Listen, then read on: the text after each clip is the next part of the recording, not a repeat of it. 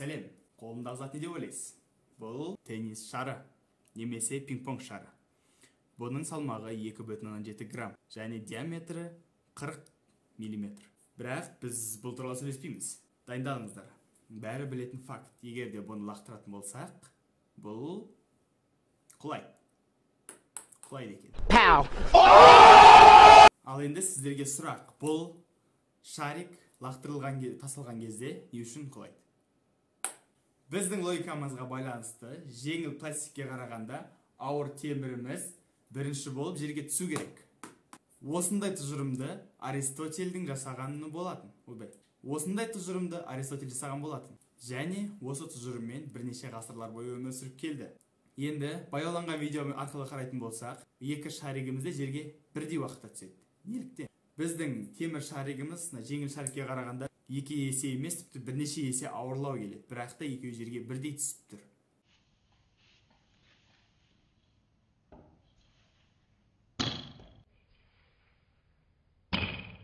Енді мынадай сұраққа жауап берейік. Заттар не үшін жерге түседі? Заттар жерге тартылыс күші арқылы түседі. Я болмаса жер слишком тартымды. Заттардың массасы жоғары және арасындағы арақашықтық аз болған сайын заттар бір-бірін тарту күші де көп болады. Ал енді достар, міне осы кезде гравитация дейтін нәрсемен танысамыз. Ассалаумағалейкум. Уағалейкумассалам. Қалайсыз? Жақсысыз ба? Есіміңіз кім болады? Есім гравитация болады. Гравитация? Думан. Танысқаныма қуаныштымын. Гравитация латын тілінен аударылған кезде гравитас ауырлық дегенді білдіреді. Гравитация дегеніміз кез келген материяның арасындағы тартылыс күш әсері. Скучно кетті ме? Егер дене жарық жылдамдығымен салыстырғанда ақырын, асықпай қозғалатын болса, онда оған бүкіл әлемдік Ньютон заңы қолданылады. Оның формуласы бізде F1 тең F2 тең G көбейтілген M1 көбейтілген M2 бөлінген R квадрат. Рэп сияқты оқыдым. Ньютон деген кім? Ньютон деген мынау. Исаак Ньютон 4 қаңтар 1643 жылы дүниеге келеді. 1727 жылы 31 наурызда дүниеден озады. Ағылшын физигі, математигі, астрономы, табиғи философы, алхимик және теологы. Корольдік қоғамның мүшесі. Ньютон жайлы ақпараттар Википедия сайтынан алынған. Ал енді достар, келесі кезекте біз еркін түсу үдеуімен танысамыз. Наконец-то. Еркін түсу үдеуі материяның немесе заттың ауырлық күші әсерінен алатын үдеуі.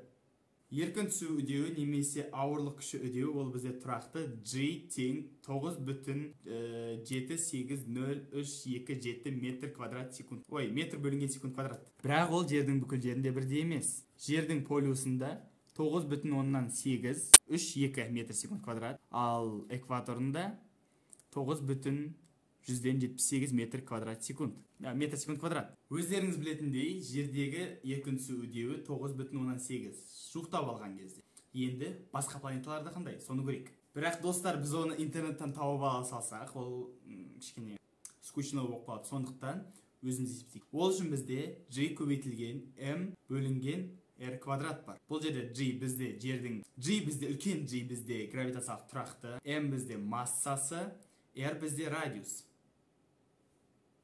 Жердегі тартылыс күшін бәрін есептеп болдық. Енді айға ұшамыз. Бірінші далаға ұшу керек. Сол үшін Маскаға барамыз.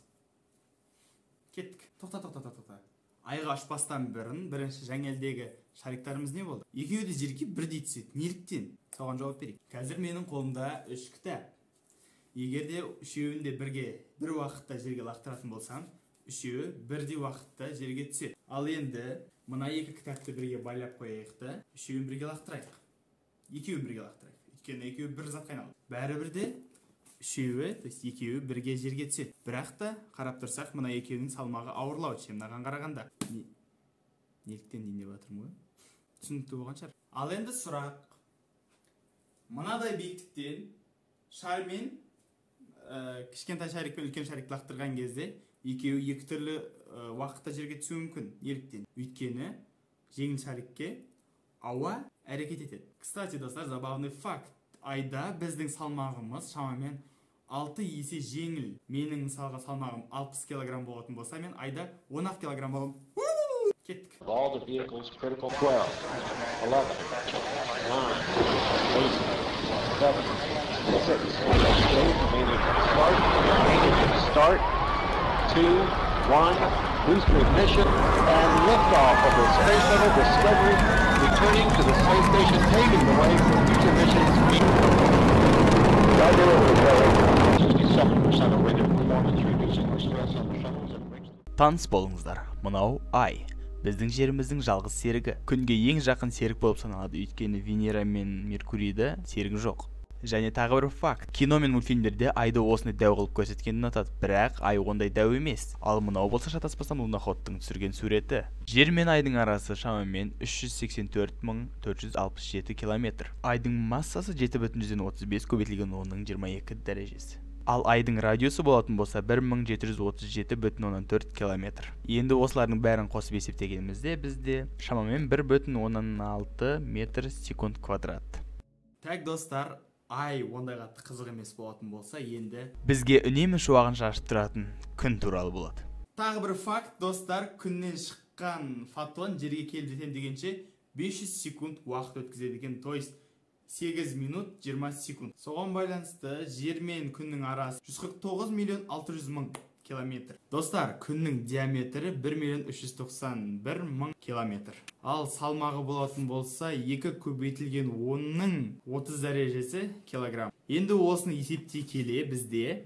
Енді достар, тұрақты шаманы көбейтеміз. 2 көбейтілген 10-ның 30 дәрежесіне 10-ны көбейтеміз 695.500-ге.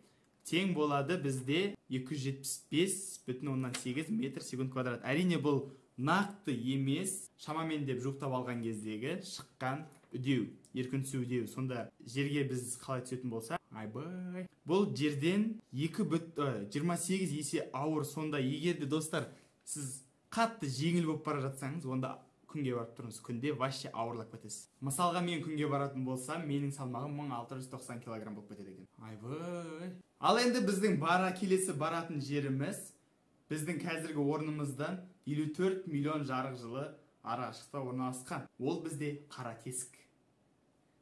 Жаман есілде? Орысша айтқанда черная дыра. Қара тесіктің тартылыс күші қатты болған соншалықты мынандай тыныш тұрған жүйенің шырқын әп-сәтте бұзылады. Тағы бір факт айтып жіберейін, осы қара тесік туралы. Қара тесікті ең бірінші рет 10 апрельде 2019 жылы фотоға түсірген болатын. Ал мынау соның фотосы. Және ол Мессиер 87 галактикасының қақ ортасында орналасқан қара тесік. Және достар, оның массасы күннің массасынан 6,5 миллиард есе көбірек. Енді достар, ойлаңыздар, біздің жерді алып осы черная дыра сияқты мұжатын болсақ, онда біздің жеріміз андай жүзім сияқты кішкентай болып қалады екен. Деп жей саламыз. Енді елестетіңіздер, осындай бір қара тесік, радиусы шамамен күннің радиусымен бірдей деп алайық. Салмағы жаңелдегі салмақпен бірдей, 6,5 есе көбірек күннің радиусы, күннің салмағынан. Енді осының біз үдеуін табатын болсақ, еркінсу үдеуін табатын болсақ, онда бізде көбейтулер арқылы 1 олай болатын болса, онда еркінсу үдеуі қара тесіктегі 1,10,000-нан 2471 көбейтілген 10-ның 21 дәрежесі метр бөлінген секунд квадрат. Айбай. Қара тесіктің еркінсу үдеуі біздің үдеуге қарағанда 1,100,000-нан 31,274 көбейтілген 10-ның 20 дәрежесі есе ауыр. Ойлаңыздаршы, достар. Осыншама салмаққа ауыр болып кетесің. Осымен, достар, менің фактілерім бітті. Әдемілеп тұрып бал қоямыз, лайк қоямыз, каналға тіркелеміз. Бәрі таңға, чао!